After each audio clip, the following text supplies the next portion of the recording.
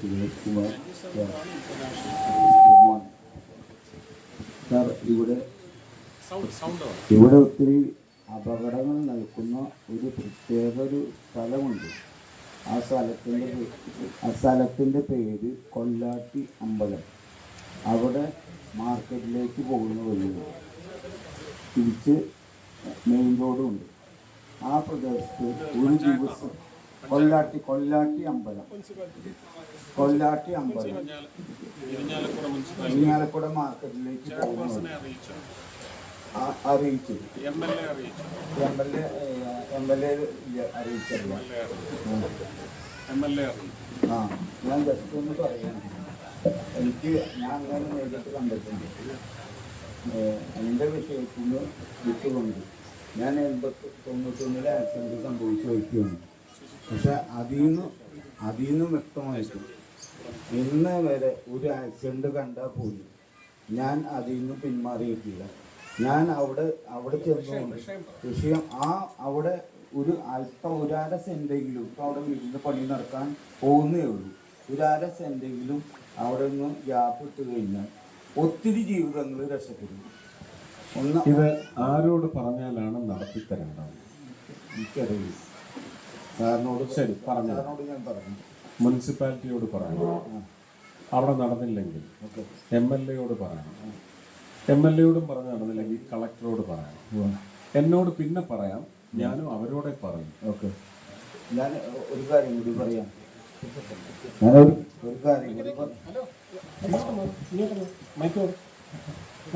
ഞാനൊരു കാര്യം കൂടി പറയുകയാണ്. ഈ പഞ്ചായത്തിൽ ഒത്തിരി സ്ഥലങ്ങൾ കാലിയായിട്ട് കിടക്കുന്ന സ്ഥലങ്ങളുണ്ട്. അത് നമ്മൾ പണ്ട് കാലത്ത് ചെറിയ പൂക്കളും കാര്യങ്ങളൊക്കെ നമ്മുടെ മുറ്റത്താണ്. ഇതിന് കേരള സർക്കാർ ഒരു പദ്ധതി ഒരുക്കിയിട്ടുണ്ട്. ഭൂമി തരിശായിട്ടിടാനൊക്കത്തില്ല, കാട് കയറി പിടിച്ച് കിടക്കാനും ഒക്കത്തില്ല. ഞാൻ എൻ്റെ സിറ്റിക്കകത്തുള്ള സ്ഥലത്ത് 3 മാസം കൂടുമ്പോൾ ഏതാണ്ട് 12,000 രൂപ ഇറക്കി കാട് വൃത്തിയാക്കിക്കൊണ്ടിരിക്കുക. അതിൻ്റെ ചുറ്റുമുള്ള 2 സ്ഥലത്തും അത് ചെയ്ത് ഞാൻ ഇന്നു വരെ കണ്ടിട്ടില്ല. ഞാൻ പറയുന്നത് പഞ്ചായത്തിന് വരുമാനം ഉണ്ടാക്കാവുന്ന കാര്യം കൂടിയിട്ടാണ്. പഞ്ചായത്ത് എനിക്ക് ഭരിക്കാൻ തന്നിട്ടില്ല. അല്ല, അങ്ങനെയല്ല. ഈ നടക്കുന്ന തരിശു ഭൂമികളിൽ കുറച്ച് പൂക്കൃഷി കൂടാതെ ഈ അങ്ങനെയുള്ള മനസ്സിലായി. സ്ഥലം കൂടി ക്ലിയർ ആവും. ഇതാരോടാ പറയേണ്ടതെന്ന് അതൊന്ന് പഠിച്ച് മനസ്സിലാക്കി. പഞ്ചായത്തിനോട് പറഞ്ഞു. പഞ്ചായത്തിന്റെ എരിയാണ് ഞാൻ. അപ്പൊ ആ പഞ്ചായത്തിനെ വോട്ട് ചെയ്ത് തെറിപ്പിക്കണം. അല്ല, ആ പഞ്ചായത്തിന് എരിയാണ് ഞാൻ. എന്നെ അറിയാത്ത ഒരാൾ ഈ തൃശ്ശൂർ പഞ്ചായത്തിലുണ്ടാവില്ല. ഒരാഴ്ച കൊണ്ട് നൽകാമായിരുന്നു നൽകിയൊരു ഒരാഴ്ചയുടെ സങ്കടം അങ്ങേക്ക് അറിയാം. ഞാൻ എൻ്റെ വീട്ടിൽ വന്നിട്ടുണ്ട്. ഒരാഴ്ച കൊണ്ട് എനിക്ക് സേവനം നൽകുന്നതിന് പോലും ഞാൻ ഫസ്റ്റ് എൻ്റെ കാര്യമല്ല പറഞ്ഞു. വിഷയം അദ്ദേഹത്തിൻ്റെ പേരും കാര്യങ്ങളും മാറ്റിട്ട് പഞ്ചായത്തിനോട് ചോദിക്കും. ഇങ്ങനൊരു കംപ്ലൈൻറ്റ് തന്നിട്ട് എന്താണ് നടപടി എടുത്തതെന്ന് ചോദിക്കും. ഞാൻ ആളൊരു പഞ്ചായത്താണ്. എൻ്റെ വീട്ടിലേക്ക് റോഡിൽ വെള്ളം കെട്ടി നിർത്തി. റോഡ് വികസനത്തിൽ റോഡിൽ വെള്ളം കെട്ടി വീട്ടിലേക്ക് വെള്ളം 2 അടി വീട്ടിൽ വെള്ളം നിർത്തി വീട് ചെരിച്ച് ഇട്ടേക്കണം. അപ്പൊ അതിനെന്തെങ്കിലും നടപടി ജില്ലാ കളക്ടർക്ക്. പഞ്ചായത്ത് റോഡാണ്. പഞ്ചായത്ത് റോഡ് മുന്നേ പുറമ്പോക്ക് റോഡാണ്. ഇത് ഉയർത്തി കൊണ്ടുപോയി അത് വെള്ളം കെട്ടി നിർത്തിയേക്കണം. അപ്പൊ വെള്ളം നാഷണൽ ഹൈവേ സംബന്ധിച്ചാണെങ്കിൽ ഞാൻ അപ്പൊ തന്നെ എന്റെ ഉദ്യോഗസ്ഥരെ വിളിച്ച് താക്കീത് കൊടുത്ത് അത് ക്ലിയർ ചെയ്യുന്നുണ്ട്. പഞ്ചായത്ത് ആവുമ്പോൾ നിങ്ങളത് പഞ്ചായത്ത് ഭരിക്കുന്ന പാർട്ടി ഏത്, അതുപോലെ തന്നെ അതിനെ കൺട്രോൾ ചെയ്യുന്ന MLA ഏത് പാർട്ടി, അതൊക്കെ നോക്കി ഉചിതമായിട്ടുള്ള 4 പ്രാവശ്യം ജില്ലാ കളക്ടർക്ക് പരാതി കൊടുത്തു. ഡെപ്യൂട്ടി പഞ്ചായത്തിന്റെ ഒരു പരാതിയും കൂടെ MP-ക്ക് തരും. ഞാനത് കളക്ടറടുത്ത് അയച്ച് ചോദിക്കാനുള്ളതാണ്. അല്ല, ഞാൻ പറഞ്ഞല്ല, കളക്ടർക്ക് ഞാൻ അയച്ച് ചോദിക്കാം. നിങ്ങൾ കളക്ടർക്ക് കൊടുത്ത ലെറ്ററിന്റെ കോപ്പിയും കൂടെ വെച്ചിട്ട് എൻ്റെ ഓഫീസിൽ കൊടുക്കും. നിങ്ങൾ എവിടെ എത്തുന്നു?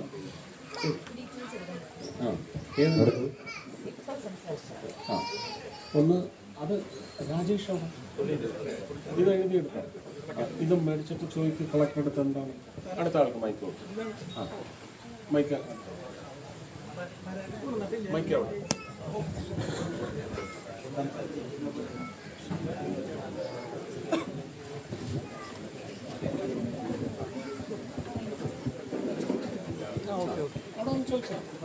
നമസ്തേ സാർ, എൻ്റെ പേര് ധന്യ. എൻ്റെ മകന് ഒരു ഫുഡ് രോഗിയാണ് അവന്. അപ്പോൾ അതിൻ്റെ പിന്നാലെ നടക്കുന്നത് കൊണ്ടാണ് എനിക്ക് സാറിൻ്റെ അടുത്ത് പറയാൻ പറ്റുന്നത് ഈ കാര്യം. എന്ന് വെച്ചാൽ നമ്മുടെ നാട്ടിൽ കുട്ടികളുടെ ഹൃദയ ശസ്ത്രക്രിയ വിഭാഗം വളരെ എന്താ പറയുക നല്ല രീതിയിലല്ല പ്രവർത്തിക്കുന്നത്. അത് ഗവൺമെൻറ് സർവീസിലുള്ള നമ്മുടെ മെഡിക്കൽ കോളേജിലാണെങ്കിലും നമ്മുടെ കേരള ഹോസ്പിറ്റലിലാണെങ്കിലും നമുക്ക് നല്ലൊരു ചികിത്സ ലഭ്യമാകുന്നില്ല. ഇപ്പോൾ മോനിപ്പോൾ ചികിത്സ നടക്കുന്നത് ശ്രീചിത്രയിലാണ്. അപ്പോൾ അവിടെ ഏകദേശം നമുക്കൊരു 17 ലക്ഷം അല്ലെങ്കിൽ 30 ലക്ഷത്തിൻ്റെ അടുത്ത് ചികിത്സാ ചിലവ് വരുന്നുണ്ട് കീ ഹോൾ ചെയ്യാനായിട്ട്, വാൽവ് മാറ്റിവെക്കൽ ശസ്ത്രക്രിയയ്ക്ക് വേണ്ടി. അപ്പോൾ സാറ് ഒന്ന് നോക്കിക്കഴിഞ്ഞാൽ നമ്മുടെ തൃശ്ശൂർ ജില്ലയിൽ ഒരു കുട്ടികളുടെ ഹൃദയ സംബന്ധമായ ചികിത്സയ്ക്ക് വേണ്ടിയുള്ളൊരു സംവിധാനം. ആരോഗ്യം എന്ന് പറയുന്നത് സ്റ്റേറ്റ് സബ്ജക്റ്റാണ്. ഇതെല്ലാം മെഡിക്കൽ കോളേജുകളുടെ എണ്ണം എത്ര കൂടിയത്? അവിടെ എല്ലാം ഇതിനുള്ള സജ്ജത ഉണ്ടാവണം. ഇത് അവരുടെ ജോലിയാണ്. എനിക്കൊരു കത്ത് തന്നാൽ ഞാൻ വീണ മന്ത്രിക്ക് അയക്കാം, അതിന് മറുപടിയും ചോദിക്കാം. എനിക്ക് അത്രേ പറ്റുന്നുള്ളൂ. അതേസമയം സംസ്ഥാന ഭരണം എൻ്റെ പാർട്ടിയുടെ ആണെങ്കിൽ ഇപ്പം ഞാൻ മുഖ്യമന്ത്രിയെ ഞാൻ ഇവിടെ വിളിച്ചു വരുത്തും. പറഞ്ഞാൽ മനസ്സിലായി?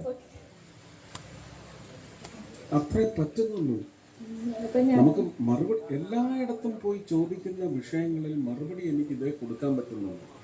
നിങ്ങൾ സംസ്ഥാന ഭരണം ഏൽപ്പിക്കും, ഞങ്ങളെടുക്കാം, ഇതിൻ്റെ ഉത്തരവാദിത്വം ഏറ്റെടുക്കാം.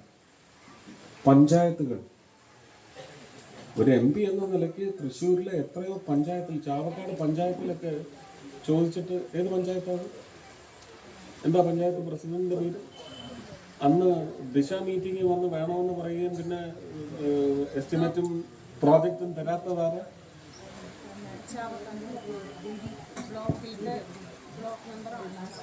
പേരാ ചോദിച്ചത്.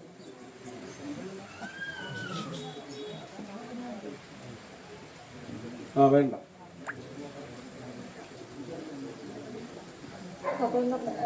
പരസ്യമായിട്ട് കളക്ടറുടെ മീറ്റിങ്ങിൽ വെച്ച് ഞങ്ങൾക്ക് വേണം പദ്ധതികൾ, ഹൈമാസ്റ്റ് വേണം.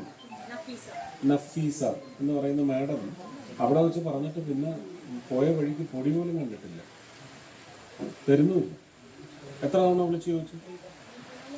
3-4 പ്രാവശ്യം വിളിച്ച് ചോദിച്ചു എവിടെ പ്രോജക്റ്റ് ആണ്, തരുന്നില്ല. എന്തുകൊണ്ടാണ്? ആ പഞ്ചായത്ത് ഞങ്ങളല്ല ഭരിക്കുന്നത്, അതുകൊണ്ടാണ്.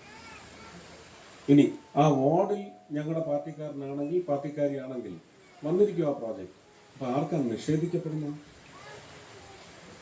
അപ്പൊ സംവിധാനം എന്താണെന്ന് മനസ്സിലാക്കുക. ഞാൻ പറയുന്നു, ഇതിപ്പം ഇരിഞ്ഞാലക്കുട മുനിസിപ്പാലിറ്റിയുടെ കീഴിൽ വരുമോ ഈ പ്രദേശം? വേളൂക്കര പഞ്ചായത്ത്. ഈ പഞ്ചായത്ത് അടുത്ത തവണ BJP ഏൽപ്പിച്ചു കൊടുത്തു.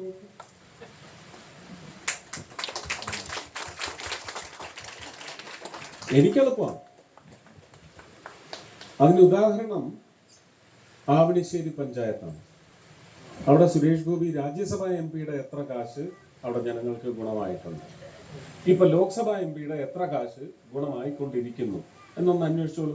ഇതുപോലെ എത്ര പഞ്ചായത്തിന്. അപ്പൊ ചോദിക്കരുതുണ്ടേ, അപ്പൊ BJP ഭരിക്കുന്ന പഞ്ചായത്തിനെ കൊടുക്കത്തുള്ളൂ, അവരെ തരുന്നുള്ളൂ പദ്ധതികൾ. ഗതികേടാണ്. മറ്റുള്ളവരെ അടുപ്പിക്കത്തില്ല. പറഞ്ഞു മനസ്സിലായി? ഈ ഫ്രണ്ടിൽ നിൽക്കുന്നവരെല്ലാം മാറണം, അല്ലെങ്കിൽ ഇപ്പൊ ഞാൻ സ്ഥലം വിടും. എനിക്ക് ആരെയും കാണാൻ പറ്റുന്നില്ല. അത് ഓഫീസിൽ കൊടുക്കണം. ഇത് അത് തന്നെയല്ലേ?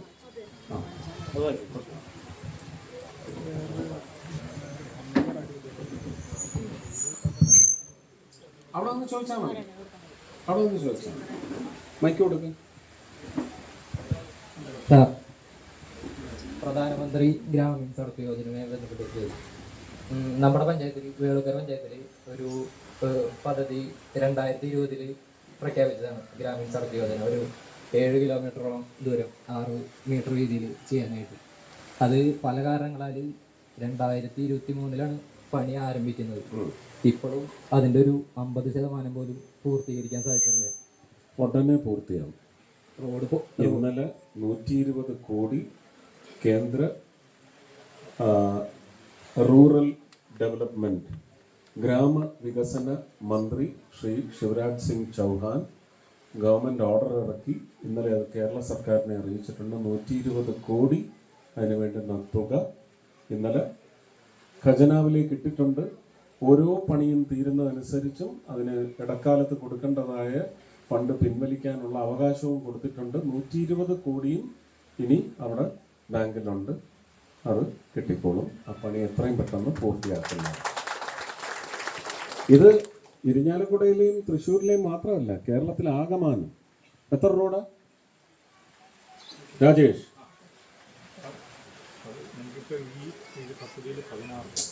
120 കോടി വന്നിരിക്കുന്ന എത്ര റോഡിനാണ്? ഇന്നത്തെ ഗവൺമെന്റ് ഓർഡർ വായിച്ചോ? നിങ്ങൾക്ക് ആർക്കും വന്നില്ലേ?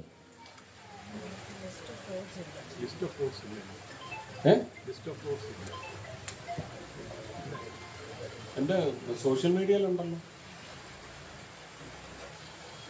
എൻ്റെ പോസ്റ്റിലുണ്ടല്ലോ ലിസ്റ്റ് ഓഫ് റോഡ്സ്.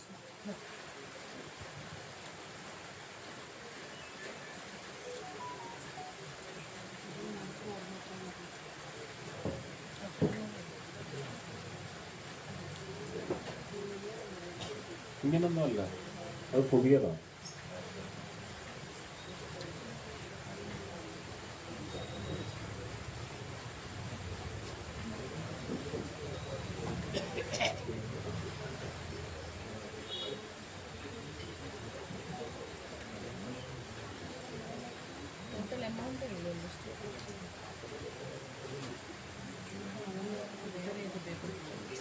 തൃശ്ശൂരിൽ മാത്രം 7 പ്രപ്പോസൽ അല്ല,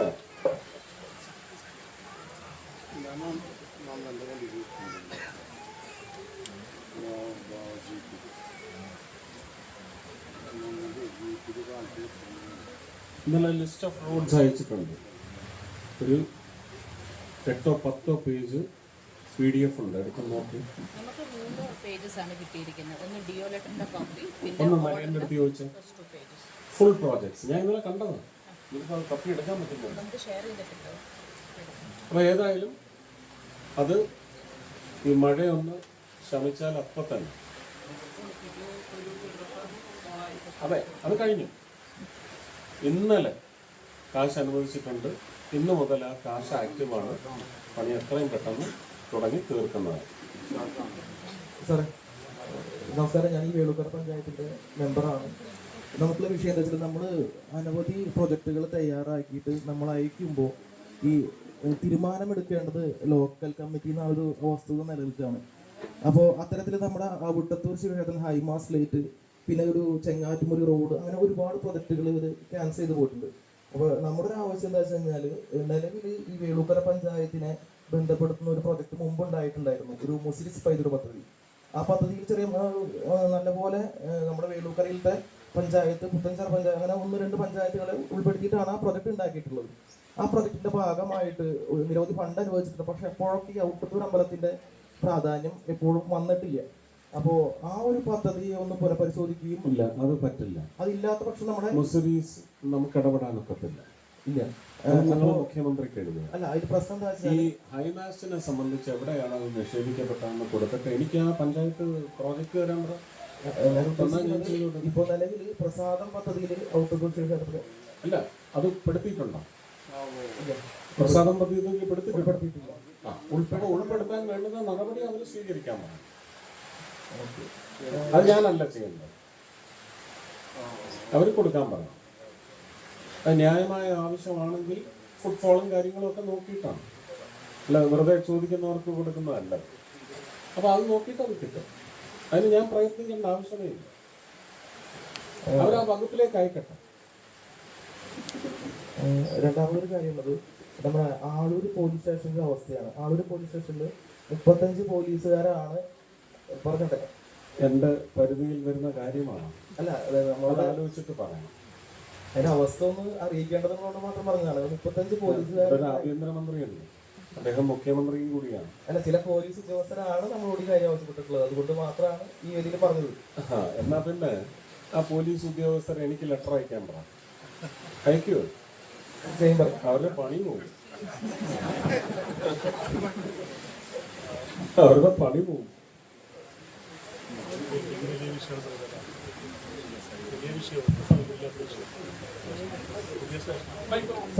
രാജീവ് ചന്ദ്രശേഖറിന്റെ പോസ്റ്റ് നിങ്ങൾ ആരെങ്കിലും കണ്ടോ? വികസിത കേരളം എന്ന് പറഞ്ഞ് കേരളത്തിലെ പോലീസ് എത്ര എത്ര പോലീസ് സ്റ്റേഷൻ, 100 കണക്കിന് പോലീസ് സ്റ്റേഷന്റെ അവസ്ഥയാണ് അതിനകത്ത് കാണിച്ചിരിക്കുന്നത്. ഇത് BJP കേരളത്തിൽ ഭരണത്തിൽ വന്നാൽ എന്ന് പറഞ്ഞ് ശ്രീ രാജീവ് ചന്ദ്രശേഖർ ഇട്ട പോസ്റ്റ് നിങ്ങൾ കണ്ട AI ക്രിയേഷനാണ്. പക്ഷെ എന്നെ അത് കൊതിപ്പിച്ചു. നിങ്ങളെ കൊതിപ്പിക്കുന്നുണ്ടോ? കേരളത്തിന് അത്യാവശ്യം വേണ്ടത് ഡബിൾ എഞ്ചിൻ സർക്കാരാണ്. അതിനുവേണ്ടി നിങ്ങൾ അടുത്ത ഏപ്രിൽ മെയ് മാസങ്ങളിൽ ശ്രമിക്കും. നമുക്ക് ഒരേ ഗോതയിൽ കാണാം.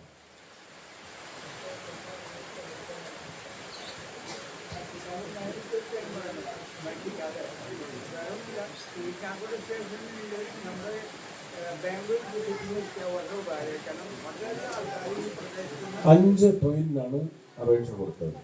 ഒരു ട്രെയിനിന് അനുവദിച്ചു. ഇനി ഒരു ട്രെയിനിനൂടെ യോഗ്യതയുണ്ടെന്ന് എനിക്കറിയാം. ആ ട്രെയിനിന് വേണ്ടി ഞാൻ വാദിച്ചുകൊണ്ടിരിക്കുകയാണ്.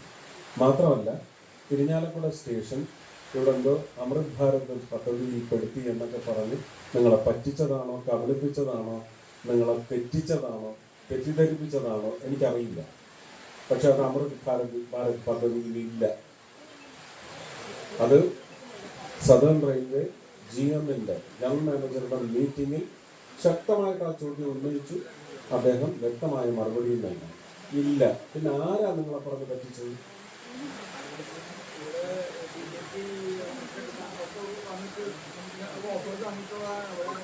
ഓഫർ തരുമല്ലോ, അതിപ്പോ ആർക്കും തരാൻ പറ്റും. ഞാൻ ഓഫർ തന്നിട്ടില്ല, പക്ഷെ ഞാൻ ഇപ്പൊ അതിന് ശ്രമിച്ചുകൊണ്ടിരിക്കുകയാണ്. അമൃത് ഭാരത് പദ്ധതിയിൽ ഉൾപ്പെടുത്താൻ വേണ്ടി ശ്രമിച്ചുകൊണ്ടിരിക്കുന്നു. അത് നടക്കും. അതിലൊന്നും നിങ്ങൾക്ക് സന്തോഷമില്ല അല്ലേ?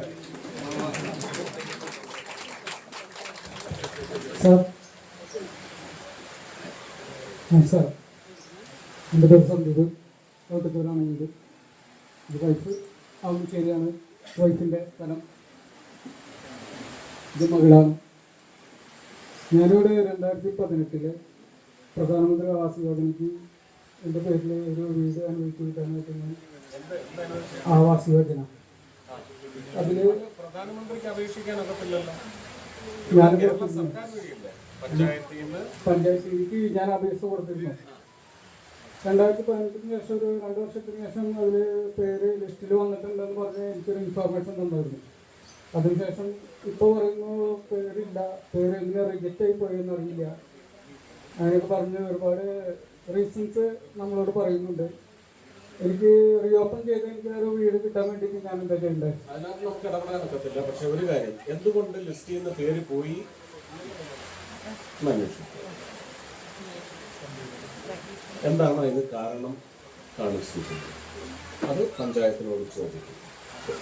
ഞാനൊരു 2ാമത്തെ പ്രാവശ്യം ഞാൻ ചെയ്തിരുന്നു. വീണ്ടും ആവാസ് യോജനയിൽ ഞാൻ പേര് കൊടുത്തിരുന്നു.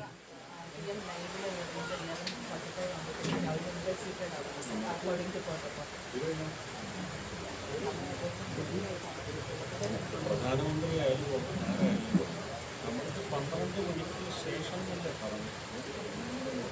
12 മണി, 12നും 1നും ഇടയ്ക്കെന്നാ പറഞ്ഞു. ഞാൻ അവിടെ 11:55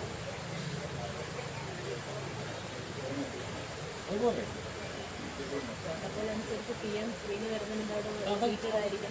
അതാ പറഞ്ഞു. 12 മണി തൊട്ട് 1 മണിക്കിടയ്ക്കാണ് PM വരുന്നതെന്നാണ് എനിക്ക് ഇന്ന് രാവിലെ വരെ ഇൻഫർമേഷൻ. അപ്പം ഞാൻ 11:55 എത്തിയപ്പോൾ പറ്റില്ല. ഇതെല്ലാം ചെയ്യണ്ടേ? ബാധിക്കിട്ടിട്ട് പോകാൻ പറ്റും.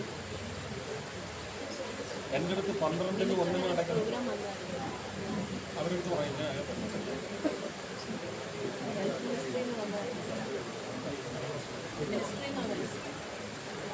ഒരു 2 ചോദ്യം കൂടെ. അടുത്ത്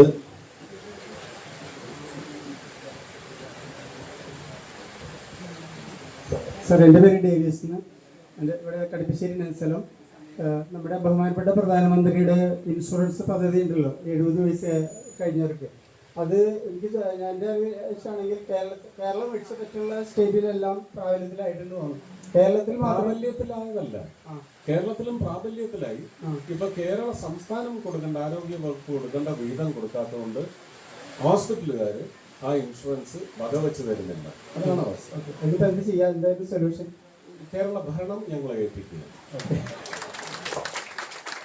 ആദ്യത്തെ ദിവസം ഇത് ചെയ്ത് കാണിച്ചിരിക്കുക. വെല്ലുവിളിക്കുകയാണ് ഞാൻ മുഖ്യമന്ത്രിയുടെ പാർട്ടി ഭരണത്തെയും അവരുടെ പ്രതിപക്ഷത്തിന്റെ പാർട്ടി ഭരണത്തിനെയും വെല്ലുവിളിക്കുകയാണ്. ഭരണം ഏൽപ്പിച്ചോളൂ, അടുത്ത ദിവസം ഇതെല്ലാം പെർഫെക്റ്റ് ആക്കി കാണിച്ചു തരാം. വേളുക്കര പഞ്ചായത്തില് ആകെ ഒരു കൃഷിഭവനാണ് കച്ചേരി പഠിക്കുന്നത്.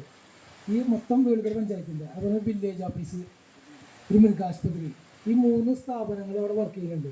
ഒത്തിരി ജനങ്ങൾ ഈ വേളുക്കര പഞ്ചായത്തിൻ്റെ എല്ലാവർക്കും അവിടെ എത്തിച്ചേരാണ്. അവിടെ ഒരു ശൗചാലയം ഇതുവരെ ഇല്ല. ആൾക്കാർ ഒത്തിരിയേറെ കഷ്ടപ്പെടുന്നുണ്ട്. കച്ചേരിപ്പടി റവന്യൂ വകുപ്പിൻ്റെ 1 ഏക്കറോളം നല്ല സ്ഥലം എടുക്കുന്നുണ്ട്. കൃഷിഭവൻ, വില്ലേജ് ഓഫീസ്, മൃഗാശുപത്രി 3 സ്ഥാപനങ്ങളുണ്ട്. ഈ വെളയനാട്, പട്ടയപ്പാടം, നടുവരമ്പ് എല്ലായിടത്തുനിന്നും വരുന്ന ആൾക്കാർ. ഈ ടോയ്ലറ്റ് 2 പണിത് കൊടുക്കാമെന്ന് വെച്ചാൽ അവരതിന് സ്ഥലം വിട്ടു തരുമോ? അതിന് വേണ്ട ഇടപെടൽ എങ്ങനെ വേണമെന്ന് ചെയ്യാം. എങ്ങനെ വേണ്ടെന്ന് വെച്ചാൽ ചെയ്യും. പഞ്ചായത്തിനോട് ചോദിച്ച് പഞ്ചായത്തിനെ കൊണ്ട് സ്ഥലം തരാമെന്ന് സമ്മതിപ്പിച്ച് എൻ്റെ ഓഫീസിലേക്ക് അവർ കത്തയക്കട്ടെ, ഞാൻ ഏറ്റെടുക്കാം. പഞ്ചായത്തിന്റെ ഭാഗത്ത് നിന്ന് വിട്ടു തരാനായിട്ട് അല്ലെങ്കിൽ കേന്ദ്ര ഭാഗത്ത് നിന്ന്? കേന്ദ്ര ഭാഗത്ത് നമുക്ക് സ്ഥലം കൊടുക്കാനൊക്കത്തില്ലല്ലോ. ജനങ്ങൾക്ക് ഒത്തിരിയേറെ സൗകര്യം ഒരു അതെ, ഞാൻ സമ്മതിച്ചു. പക്ഷെ അതിനുള്ള സ്ഥലം തന്നാൽ പണിഞ്ഞ് അത് പഞ്ചായത്തിന്റെ സ്ഥലമാണെങ്കിൽ MP ഫണ്ടിൽ നിന്ന് തന്നെ ചെയ്യാൻ വളരെ എളുപ്പമാണ്. റവന്യൂ വകുപ്പിന്റെ സ്ഥലമാണ്. അല്ല, അതാ പറഞ്ഞു, റവന്യൂവിൽ നിന്ന് പഞ്ചായത്ത് അത് പതിച്ചു വാങ്ങി തന്നാൽ നമുക്കവിടെ MP ഫണ്ടിൽ നിന്ന് ചെയ്യാൻ എളുപ്പമാണ്.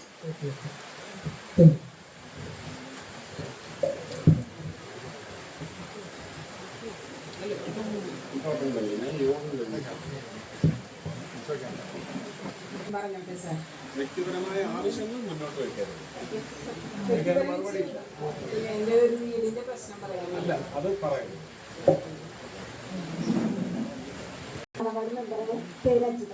നമ്മുടെ വേളുക്കര പഞ്ചായത്തില് എല്ലാ വാർഡിലും ജഡ്ജികളുടെ ഭാഗമായിട്ട് റോഡുകൾ 1 മീറ്ററോളം വീതിയിൽ പൊളിച്ചിട്ടിരിക്കുകയാണ്. അപ്പൊ നല്ല റോഡുകളുണ്ടെങ്കിൽ ഈ റോഡിലേക്ക് കയറി പൊളിച്ചുകൊണ്ട് ആ റോഡ് പിന്നെ പൊളിച്ചു പോയിക്കൊണ്ടിരിക്കുക. അപ്പൊ നമ്മള് ജഡ്ജികളുടെ ഓഫീസിലേക്ക് വിളിച്ച് ഈ റോഡിന്റെ റീസ്റ്റോറേഷൻ വെക്കുന്ന അവർ പറഞ്ഞ് കേന്ദ്ര ഫണ്ട് വന്നിട്ടില്ല. ആരാണ് ജൽജീവന്റെ ഓഫീസർ? വിളിക്കും. പേരറിയില്ല, നമുക്ക് കോൺട്രാക്ടർമാരുടെ പേര് അറിയുള്ളൂ. നമ്പറുണ്ട്, ബഷീർ എന്ന് പറഞ്ഞിട്ടാണ്. ജൽജീവൻ മിഷന്റെ ആരാണ് ഇത് കംപ്ലീറ്റ് വിളിച്ചു ചോദിച്ചത്? ഉടനെ ചോദിക്കും. നമ്മള് റെസ്റ്റോറേഷൻ്റെ എൻ്റെ വാർഡിൽ തന്നെ ഒരു പള്ളി പെരുന്നാളിൻ്റെ ഭാഗമായിട്ട് ആഗസ്റ്റ് 15-ന് റെസ്റ്റോറേഷൻ ചെയ്യാനായിട്ട് അടിയന്തരമായിട്ട് ചെയ്യാനായിട്ട് ഓഫീസിലേക്ക് വിളിച്ച് പറഞ്ഞപ്പോൾ അവർ ഒരു വണ്ടി GSB അടിക്കാമെന്ന് പറഞ്ഞ് അടിച്ചു. പിന്നത്തെ വണ്ടി വരാതെ ഇപ്പോൾ നമ്മൾ അത് അന്വേഷിച്ചപ്പോൾ അവർ പറയുന്നത് പാർട്ടി തലത്തിൽ, അതായത് നമ്മുടെ പാർട്ടിയല്ല, CPM-ൻ്റെ കോൺഗ്രസിലെ ആളുകൾ വന്ന് ഓഫീസിൽ വന്ന് ഈ പരിപാടി മുടക്കിയെന്നാണ് പറയുന്നത്. ഈ പെരുന്നാൾ കഴിഞ്ഞതിന് ശേഷം അത് റോഡ് തൊട്ട് പോകാൻ പാടുള്ളൂ എന്ന് പറഞ്ഞു. ഇപ്പൊ നമ്മുടെ എല്ലാ റോഡുകളും പൊളിഞ്ഞു കൊടുക്കണം. മെയിനായിട്ട് അവർ പറഞ്ഞത് കേന്ദ്ര ഫണ്ട് വന്നിട്ടാണ്. ഉദ്യോഗസ്ഥ തലത്തിൽ അത് ജഡ്ജിയല്ല. സർവേ നമ്പറുകൾ മുഴുവൻ മേടിച്ചിട്ട് എന്തുകൊണ്ടാണ് തീർക്കാത്തത്? ഈ പഞ്ചായത്ത് ഇലക്ഷന്റെ ഈ പഞ്ചായത്ത് ഇലക്ഷൻ മുന്നിൽ കണ്ടിട്ട് ഇതൊക്കെയാണ് എനിക്ക് ചെയ്യാൻ പറ്റുന്നത്.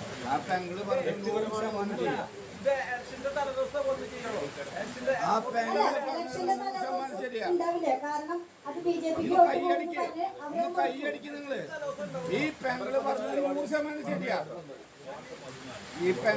തലയൊന്നും ചെയ്യത്തില്ല.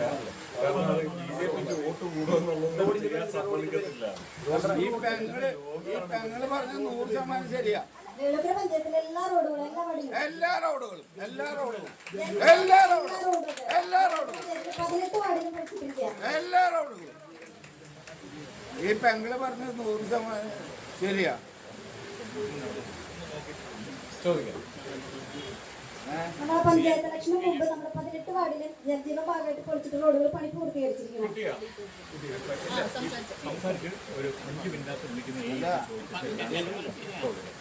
എല്ലാ വീടുകളും പഞ്ചായത്ത് ഇലക്ഷൻ മുമ്പ് നമ്മുടെ 18 വാർഡിലെയും റോഡുകളുടെ പണി പൂർത്തീകരിക്കണം. അല്ല, ജഡ്ജിയുടെ ഭാഗമായിട്ട് പൊളിച്ചിട്ട് അങ്ങനെയല്ല പ്രധാനമന്ത്രി വിചാരിച്ചാലും പഞ്ചായത്ത് അത് ചെയ്യണ്ട എന്ന് തീരുമാനിച്ചാൽ, ഇലക്ഷൻ കഴിയുന്നത് വരെ ചെയ്യണ്ട എന്ന് തീരുമാനിച്ചാൽ ചെയ്യില്ല എന്ന് പറഞ്ഞു. അല്ല, ഞാൻ നമ്മുടെ ഭാഗത്ത് സാറിന്റെ ഭാഗത്ത് നിന്ന് അതിന് വേണ്ട നമ്മൾ അതിന് വേണ്ടുന്ന നടപടികൾ സ്വീകരിക്കാം. പക്ഷെ ചെയ്യേണ്ടത് പഞ്ചായത്ത് തന്നെയാണ്. ഞങ്ങൾക്ക് അതിന്റെ ഇപ്പൊ ഫണ്ട് വന്നു നിങ്ങൾ പഞ്ചായത്തിന് ഉണ്ണാനും ഉറങ്ങാനും കുടിക്കാനും വിടാതെ അവിടെ തളച്ചിടും. അപ്പൊ നടക്കും. ജനങ്ങൾ ഇറങ്ങി ചെയ്യും. രാഷ്ട്രീയ കളിയായി മാറുന്നത്. ജനങ്ങൾ ഇറങ്ങി ചെയ്യണം. ഞാൻ അനുഭവിച്ച കാര്യങ്ങളാണ്. ഇനി ആർക്കെങ്കിലും ചോദ്യം?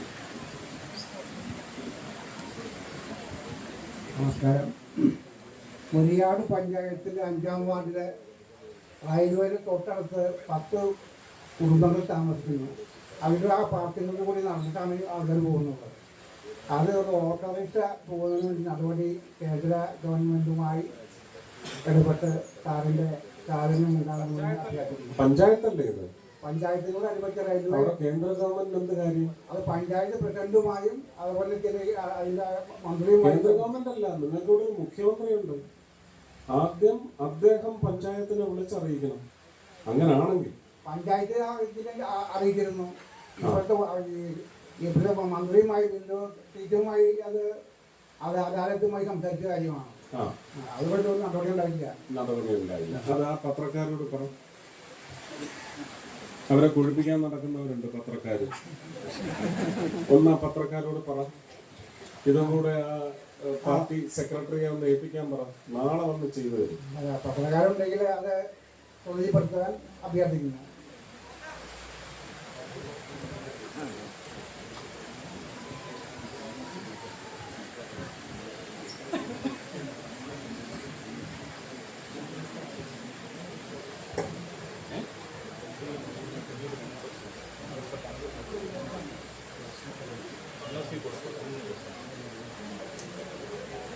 വാട്ടർ അതോറിറ്റി ഇപ്പൊ ഇവിടെ ജൽജീവൻ 3 ദിവസം മുമ്പ് വാട്ടർ അതോറിറ്റി NOC കൊടുത്തു. സ്വന്തം ഫണ്ടിൽ നിന്ന് അതെടുത്ത് ചെയ്തോളണം. ജൽജീവൻ മെഷീൻ എന്നിട്ട് അത് റീഇംബേഴ്സ് ചെയ്യും. അങ്ങനെയാണ് സംവിധാനം കേട്ടോ. അതുകൊണ്ട് അത് കൃത്യമായി ചെയ്യുന്നുണ്ടോ?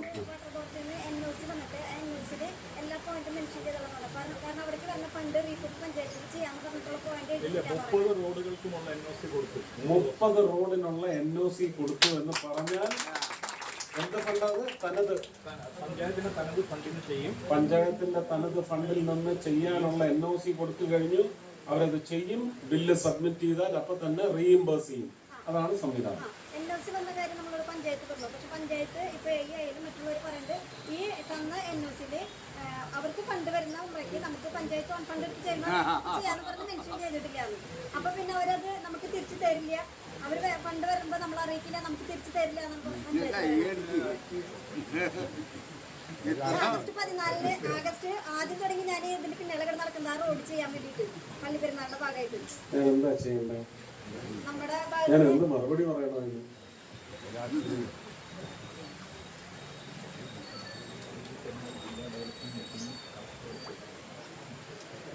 ശരി, 26-ാം തീയതി എനിക്ക് ദിശ മീറ്റിംഗ് ഉണ്ട്.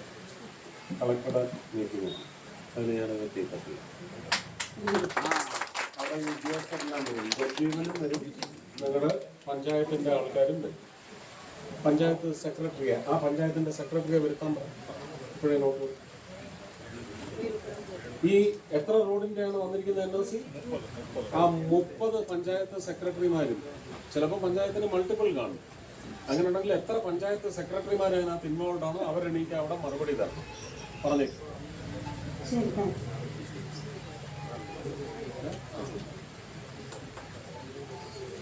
നമസ്കാരം സാറേ. ഞാനൊരു ബാങ്കിനെ പറ്റി പറയാനാണ്. ഞങ്ങൾ വെള്ളാലൂർ ITC ബാങ്ക് ഉണ്ട്. അവിടെ വെള്ളാലൂർ ITC ബാങ്കിൽ അവിടെ ITC bank ITC town cooperative bank. അപ്പൊ അവിടെ ഇപ്പോൾ ഡെപ്പോസിറ്റിൽ ഞങ്ങൾ എല്ലാവരും ഡെപ്പോസിറ്റ് ഉണ്ട്. അതിന്റെ പലിശ ജീവിക്കണം. അപ്പൊ അവര് 6 മാസത്തിന് പൈസ 10,000 ഞങ്ങൾക്ക് തന്നു. അതവര് അതിനെ പറ്റി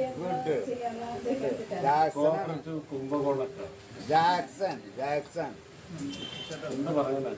റിസർവ് ബാങ്ക് പറഞ്ഞു വെച്ചേക്കണം. നിങ്ങളുടെ മറ്റ് പ്രദേശങ്ങളിലെ 19 MP-മാരോട് ചോദിക്കണം, എന്തിനാണ് അമിത്ഷാ ഒരു കോപ്പറേറ്റീവ് നിയമം കൊണ്ടുവന്നപ്പോൾ നിങ്ങൾ അതിന് കല്ല് വെച്ചത് എന്തിനാണെന്നൊന്ന് ചോദിക്കണം. കേരളത്തിലെ ജനങ്ങൾ ചോദിക്കണം. ഇത് പാവം അവിടെ വേർപിറ്റോ ചോര ചിന്തിയോ നേടിയ പണം കൊണ്ടു ചെന്നിട്ട് കൊച്ചുമക്കളുടെ കല്യാണം നടത്താൻ വേണ്ടി ഞങ്ങളുടെ ആവശ്യത്തിന് എടുക്കാൻ ചെല്ലുമ്പോൾ ഞങ്ങളെ വഞ്ചിക്കുന്ന ഒരു സമൂഹത്തിന് വേണ്ടി നിങ്ങൾ എന്തിനാ നിയമത്തെ എതിർത്തു എന്ന് ഉത്തരം പറയണമെന്നാണ്. ഇല്ലെങ്കിൽ നിയമസഭാ തെരഞ്ഞെടുപ്പിന് അവരെ പഠിപ്പിച്ചു കൊടുക്കണം, തീരി വെട്ടി കൊടുക്കണം. 6 മാസം കഴിഞ്ഞിട്ട് ശരിയാക്കാന്ന് പറയുന്നത്. ഞങ്ങൾക്ക് പരിശീലനം കിട്ടുന്നുണ്ടായിരുന്നു. 6 മാസം കഴിയുമ്പോൾ പറയും തെരഞ്ഞെടുപ്പ് പ്രഖ്യാപനമായി പോയി, അതുകൊണ്ട് ഇനി തെരഞ്ഞെടുപ്പ് ഞങ്ങളെ വിജയിപ്പിക്കും, ഞങ്ങൾ ജയിച്ച് വന്നിട്ട് ചെയ്യാമെന്ന് പറയും. 5 വർഷം കൂടെ നിങ്ങൾ സ്വാഹ.